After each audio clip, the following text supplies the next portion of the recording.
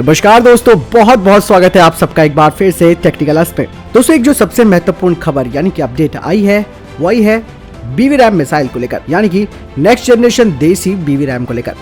आपको बता दें कि तेजस के लिमिटेड सीरीज प्रोडक्शन यानी कि LSP विमानों को वर्तमान में अपने मिशन कंप्यूटर और फायर कंट्रोल रडार के साथ अपग्रेडेशन के कार्य के लिए उसका सॉफ्टवेयर अपडेट किया जा रहा है और जल्द ही इन विमानों की कैपेटिव फ्लाइट ट्रायल और मिसाइल सेपरेशन के साथ ये प्रदर्शन करेंगे और एक dummy Astra MK1 beyond visual range air to air missile इस साल के अंत तक इसकी परीक्षण करने की योजना बना रहा है, जिस पर काम चल रहा है। इसलिए इसके सॉफ्टवेयर पैच पर डेवलपमेंट चल रहा है। और यही नहीं, अब HAL का प्लान है MiG-29 UPG और MiG-29 के लड़ाकू विमानों को इस अस्त्रा BV-RAM मिसाइल से लैस करने का। 2 MiG-29 UPG और एक MiG-29 के फाइटर जेट जो कि रूस द्वारा निर्मित है, इन पर स्थानीय स्तर पर बनाई गई अस्त्रा MK1 BV-RAM मिसाइल को एकीकृत किया जाएगा। साथ ही साथ इसका परीक्षण भी किया जाएगा, जिसके लिए HAL ने तैयारी भी शुरू कर दी है। MiG-29 UPG और MiG-29K दोनों को मिसाइल के परीक्षण से पहले कैपेटिव फ्लाइट ट्रायल और मिसाइल सेपरेशन परीक्षणों के समान स्तरों से गुजरना होगा और ऐसा कहा जा रहा है कि ये 2022 तक हो पाएगा। LCA तेजस के बेड़े के बाद अस्त्रा MK1 BV-RAM को प्राप्त करने के लिए अपग्रेडेड MiG-29 UPG लड़ाकू बेड़ों को चुना गया है।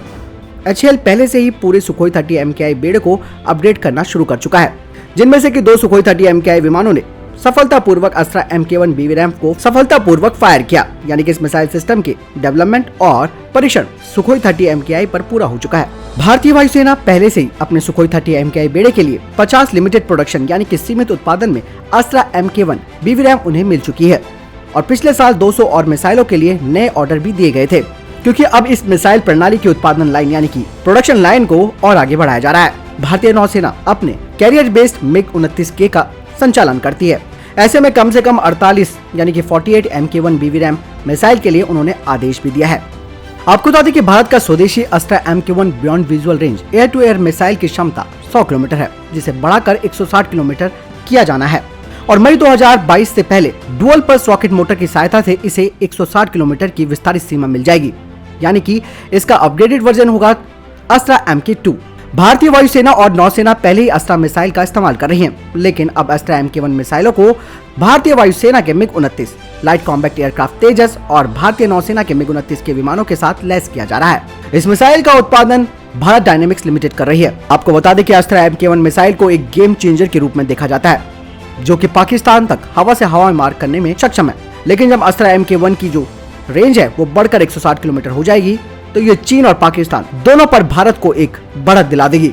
यानी कि अस्त्रा MK1 मिसाइल का परीक्षण इस साल के अंत तक और अगले साल की शुरुआत से पहले MiG-29 UPG और MiG-29K में इसे इंटीग्रेटेड कर दिया जाएगा और इसके परीक्षण कर दिए जाएंगे।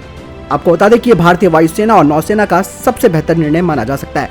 जब तक हमें नए फाइटर जेट्स की आपूर्ति नहीं हो जाती है, तब तक हमें अपने इन पुराने फाइटर जेट्स को अपग्रेड करके इन पर अपनी स्वदेशी मिसाइल को लगाना होगा, ताकि किसी भी तरीके के संभावित खतरे से या किसी भी तरीके की चुनौती से तत्काल प्रभाव से निपटा जा सके, यानी कि एक बेहतरीन कदम माना जा सकता है। दोस्तों, अब वैसे आपको क्या लगता है इस बारे में, आप मुझे कमेंट सेक्शन में लिखकर जरूर बताएं। इस वीडियो के लिए इतना ही, मिलता हूं नए वीडियो के साथ, तब तक अपना ख्याल रखिएगा। जय हिंद, जय भारत।